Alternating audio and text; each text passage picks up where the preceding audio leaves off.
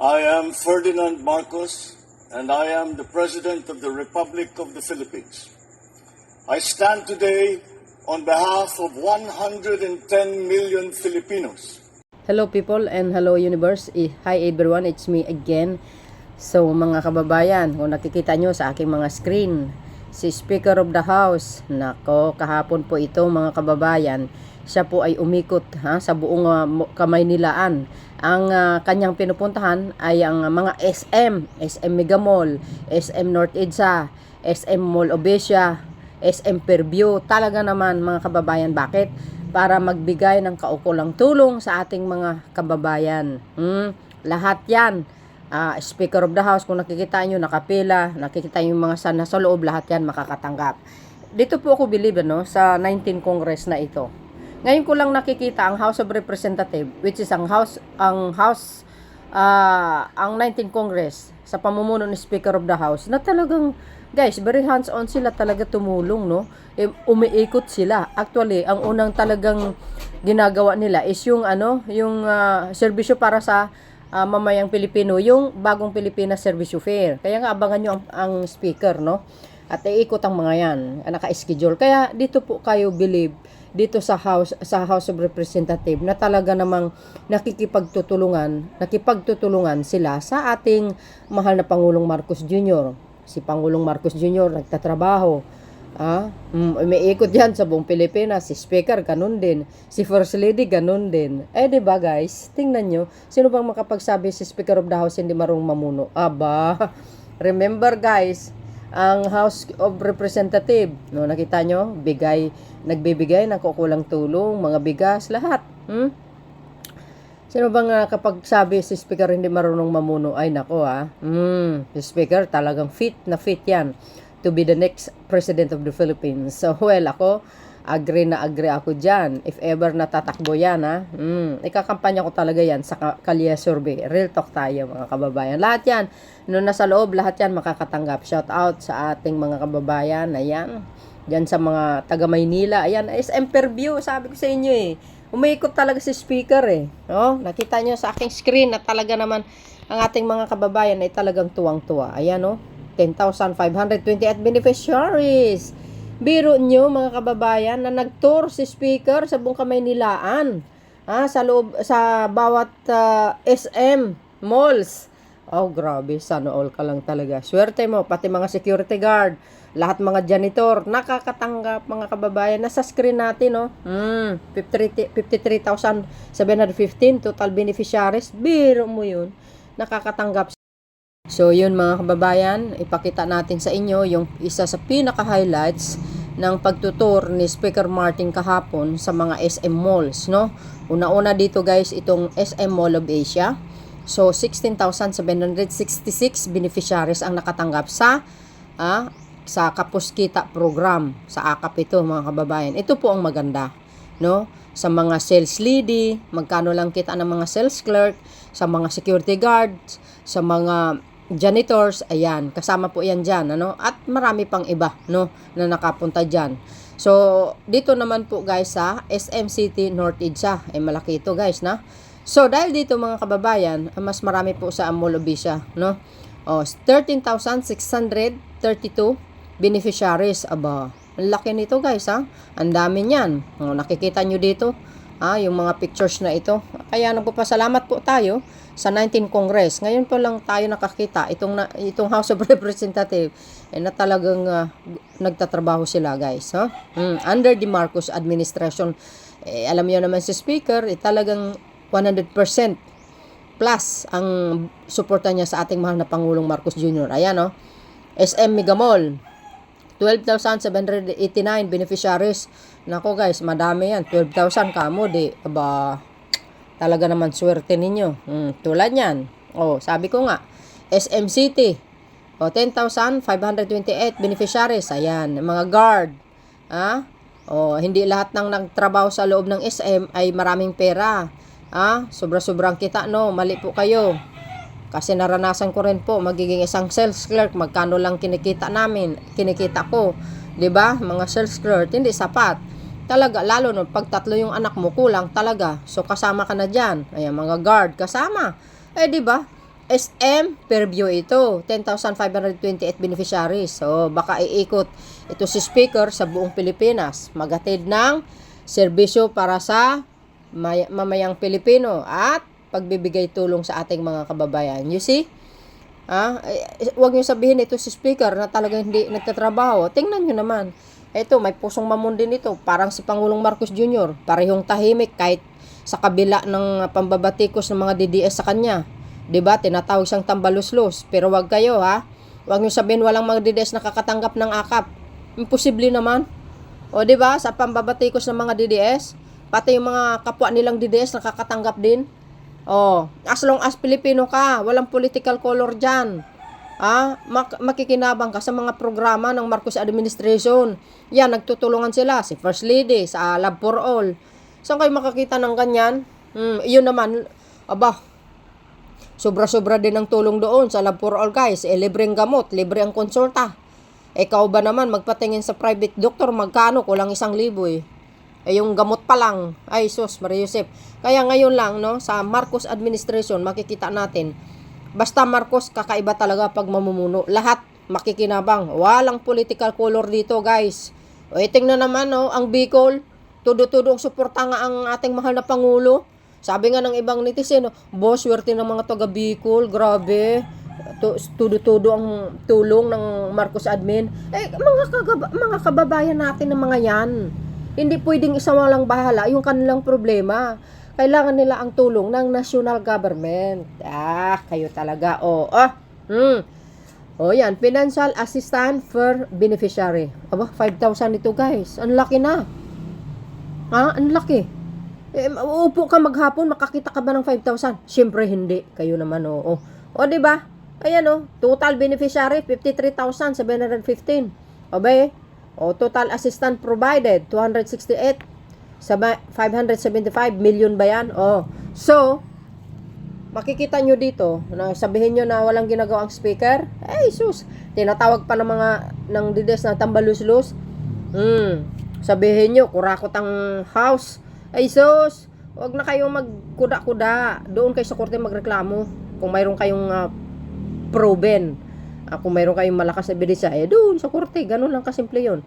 So, yan guys, maraming salamat sa ating Speaker Martin, sa 19th Congress.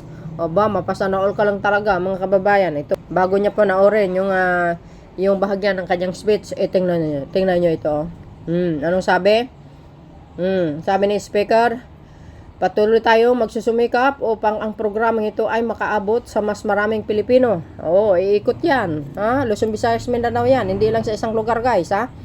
Sama-sama tayong babangon at makakabangon mo mula sa mga pagsubok na ito. Tuloy-tuloy ang ating pagsuporta sa ating mga kababayan na nangangailangan.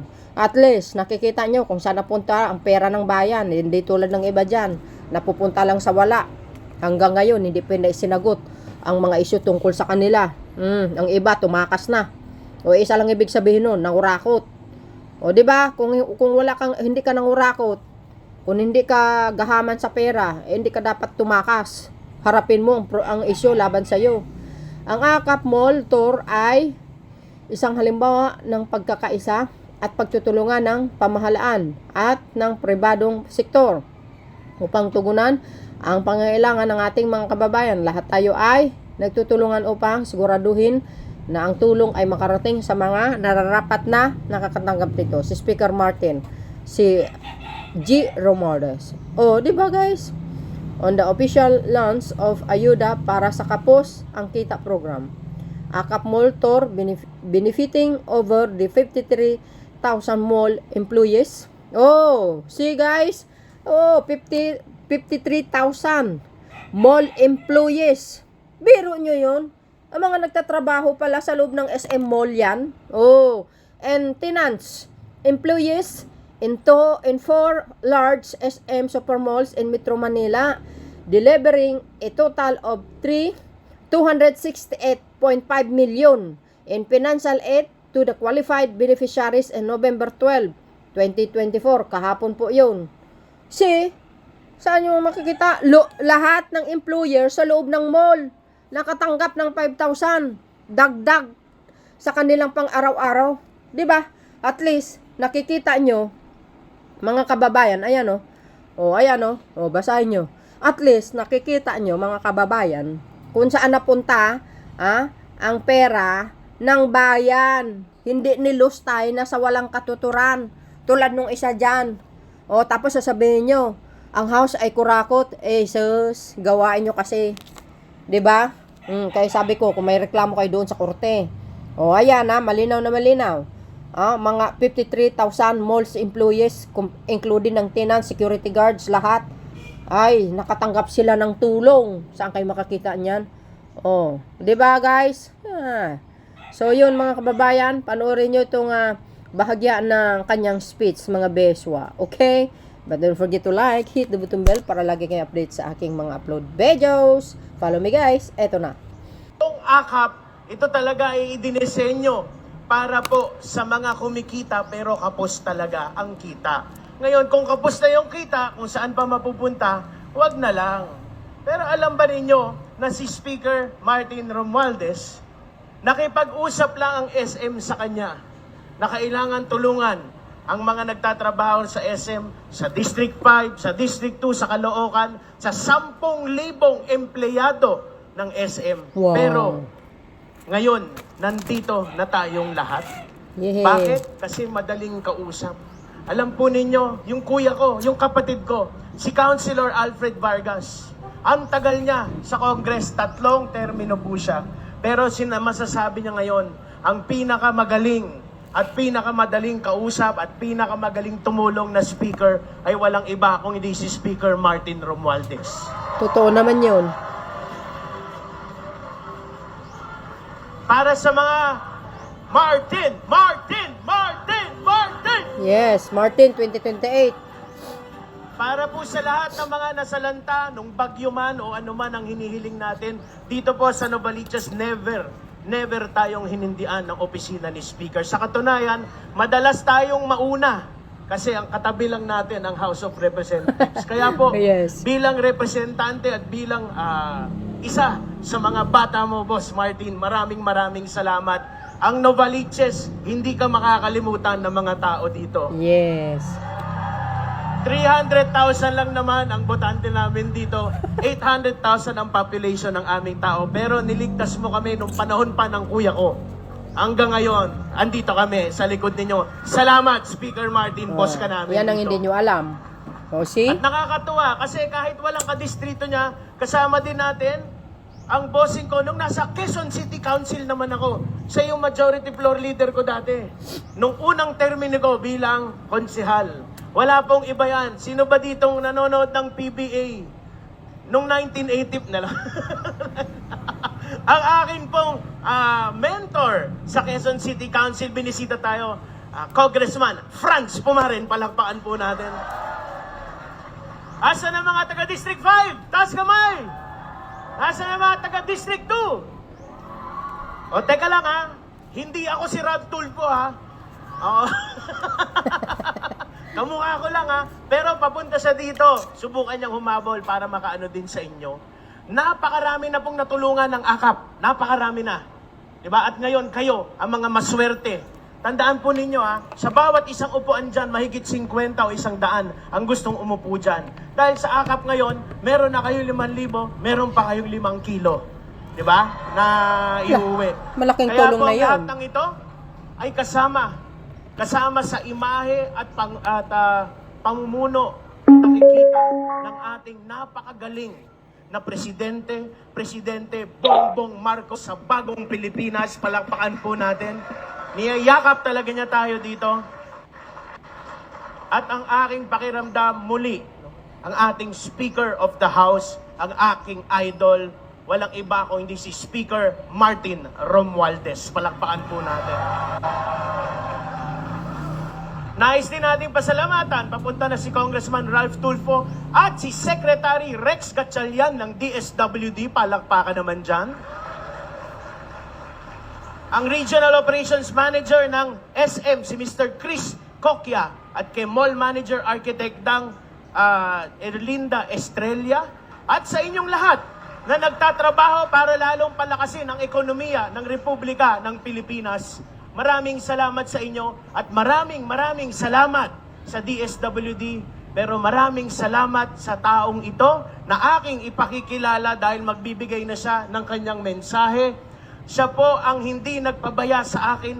Alam nyo ba, ako, one-term councilor lang ako, tapos nag-congressman ako. Pero pagdating ko sa Kongreso, Diyos ko po, parang naging veterano agad akong congressman dahil hindi tumigil ang kanyang pagtulong sa akin. Napakaganda ng kanyang pagtanggap sa akin at nagtiwala pa siya para magawa ako ng assistant majority leader ng Congress ngayon. Kaya po inihahatid ko sa inyo ang dahilan kung bakit lahat tayo ay nagsasaya. Bigyan nyo nga kami ng isang masayang sigaw dyan. Yeah. Ang hina, parang gutom pa kayo. Isa pa!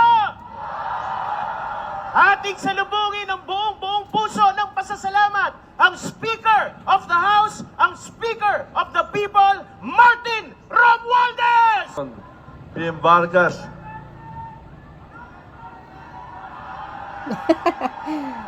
Salamat. Swerte tayo dito kaya yung mga kongresista natin dito napakagaling at napakasipag kaya sa totoo lang, makulit din kaya nakukuha mo lahat kasi makulit talaga siya. Konting problema, diretso na. Pero yun ang talaga gusto ko. Maganda yung komunikasyon at koordinasyon. Nagpapasalamat din ako sa aking kaibigan si Congressman Franz Pumaren. Mulat Mega Mall hanggang SM North hanggang dito, sumama si Congressman Franz Pumaren.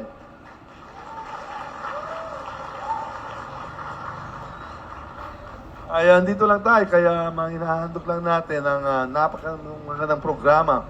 Itong AKAP, Ayuda sa Kapusnang Kita. Ito talaga ang inisip ng ating mahal na presidente. Noong nangampanya pa kami noon, siguro natandaan mo, may mga motorcade pa dito sa Commonwealth, di ba? Nakikita niya na siguro kailangan gumawa ng mga magandang programa sa taong bayan, lalo dito sa Quezon City, para maitutulong natin, hindi lang yung mga sinasabi mga indigent, kaya lahat ng mga programa talaga dito sa DSWD ay para sa talagang kapuspalad talaga.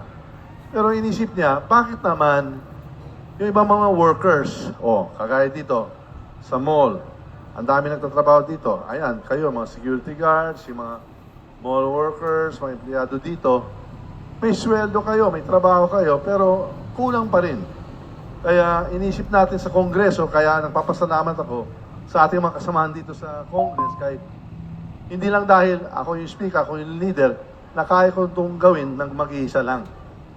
Teamwork parate. Alam yan talaga ni Franz di ba? Napakamagaling na basketball player, coach pa yan. At yung mahalaga, yung sinabi ni ating mahal presidente na, masasama-sama at babangon tayo muli. Kaya inisip natin ng nakakandang programa na AKAP.